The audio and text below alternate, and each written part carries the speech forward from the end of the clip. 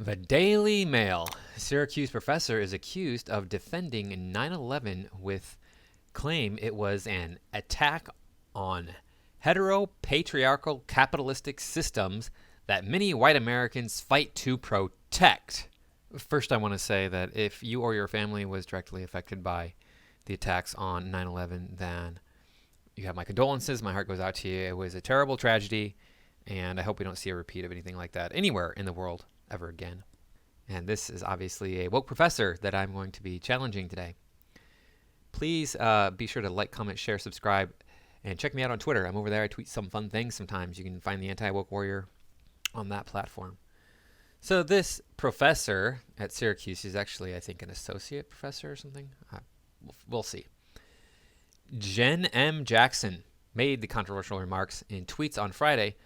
Professor called 9/11 an attack on the heteropatriarchal capitalist system. This is not a thing that exists. This is a capitalist system, though that's true. Jackson is an assistant. She's an assistant professor of political science at Syracuse University. The professor has also penned a column for the website of Teen Vogue. Remarks on the anniversary of 9/11 drew strong responses from critics. A professor at Syracuse University has drawn strong reactions for a tweet calling the attacks on September 11th, 2001 a strike against the heteropatriarchal capitalistic system. Now, we all know that this is not a patriarchal system in the United States. We have a matriarchal system, if anything. Women get all of the rights, whereas men don't get all of the rights. Okay, so you could say there's one right that women don't have. Let me think about what that right is. I'll tell you, it is they can't take their shirts off in public. That's the only right that women don't have that men have. Wow, you gonna die on that hill? Because there's a lot of rights that women have that men don't have.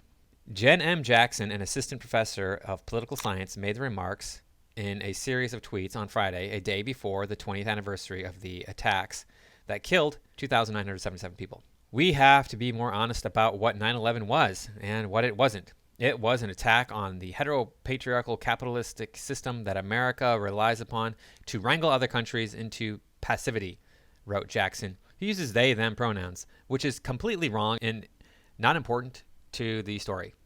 I don't care what you use. The English language uses he, she pronouns. He, her, she, him. That's the pronouns that the English language uses. And furthermore, the United States does not use the heteropatriarchal capitalistic system to wrangle other countries into passivity. It uses the most advanced, most deadly military in the history of the world to do that. It also uses the US dollar, which is not a result of a heteropatriarchal capitalistic system.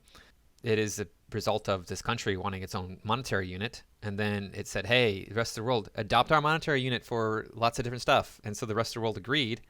And now the rest of the world is kind of reliant on that monetary system.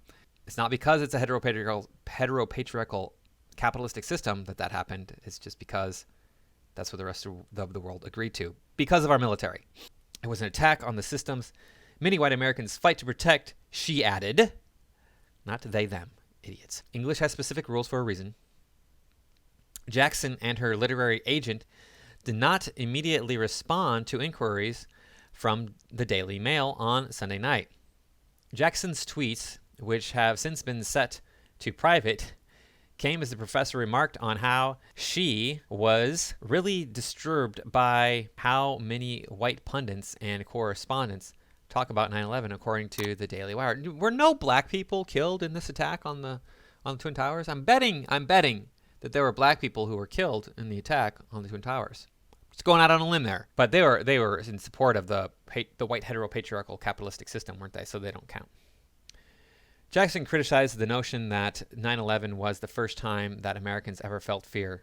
White Americans might not have really felt true fear before 9/11 because they never felt what it meant to be accessible, vulnerable, and on the receiving side of military violence at home.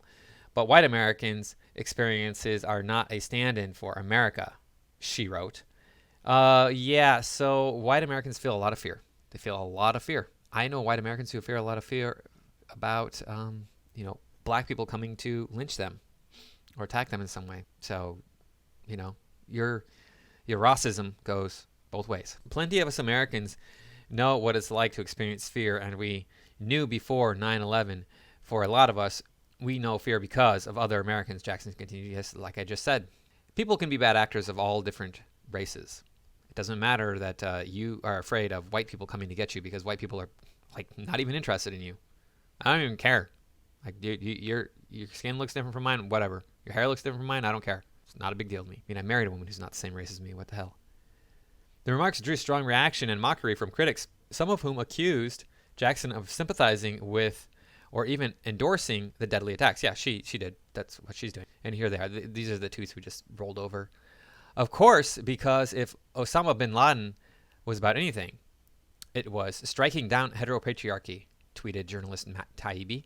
Television journalist Megyn Kelly responded with strong language, tweeting, as a Syracuse University poli-sci graduate, I just wanted to say, Miss Jackson, you can F right off. Wonder what Jenn M Jackson, PhD, thinks about ISIS and Boko Haram's atrocities in West Africa and the Sahel, pondered Kyle Matthews, executive director of the Montreal Institute for Genocide and Human Rights Studies. Yep. Thank you, Osama, the feminist. Another person tweeted, yeah, I mean, Osama was not looking out for women, believe me. Many of the angry reactions to Jackson's comments were too crude for publication, I'm sure. Jackson's personal website describes the professor as a queer, gender flux, androgynous black woman. That's not a thing! An abolitionist of what? A lover of all black people and an assistant professor at Syracuse University in the Department of Political Science. A lover of all black people. I'm going to guess that means that she's a hater of all white people. That's what that really means. I'm just going to guess that's what it really means, because we see that BLM, that's what BLM means, is hate all white people. Here she is, looking ever so smug and annoyed, and her shirt says, Flint still doesn't have clean water. Okay, so I'm no expert on what happened in Flint, and I'm no expert on water, so take this with a grain of salt, but I'm going to go out on a limb and say that a lot of places don't have clean water, because look right here. At least 22 Michigan communities have worse water than Flint. I don't think that Flint's water was actually as bad as people made it out to be. People were like, this water's poison or whatever, and it turns out that it was like maybe slightly worse than the average level of drinking water in the country. I mean, like very slightly. Like most water's already that bad. Syracuse Maxwell School of Citizenship and Public Affairs lists Jackson's courses as Gender and Politics, Black Feminist Politics, Advanced Qualitative Methods, and Introduction to American National Government. Jackson's out-of-office email response said that she was on research leave for the fall term, but will return to the classroom in spring of 2022. Jackson also published a regular column for Teen Vogue, though the professor does not appear to have contributed to the publication since February. The professor is also the author of the academic book, Policing Blackness. I'm sure that's all about how bad white people are. Jackson's next book, Black Women Taught Us Nothing, They've Taught Us Nothing, is due to be published next year by Random House. And that's the end of that. She was not punished. We have this article here. Oh, look, Syracuse University says it won't discipline professor who said 9/11 was an attack on heteropatriarchal capitalistic systems. Well, it shouldn't, because it's freedom of speech, and she has the freedom to say that. She has freedom to say whatever she wants to say. And I'm glad that she said it so that we know to avoid Syracuse University and not study poli-sci at Syracuse University because of this person right here. This person who would probably kill me if given the opportunity, just because of the color of my skin. And that's okay. She's not racist because of that sentiment, because she can't be, because she's black. Even though if I had the same sentiment, I don't want to hurt her at all for any reason at this point, any reason that I know of. But I'm a racist just because I'm white. That's what this all boils down to. Is she lives in a country that is white and has done amazing things for her, but she wants to say that it deserves to be attacked and destroyed because the white heteropatriarchal capitalistic system that has afforded her a job, a well-paying job where she can afford to take off time to do research, which means she's probably sitting on the couch watching Oprah on Apple TV because, you know, Oprah is probably one of the people that she worships. One of the few people, because, you know, she's a black woman who's in a position of power.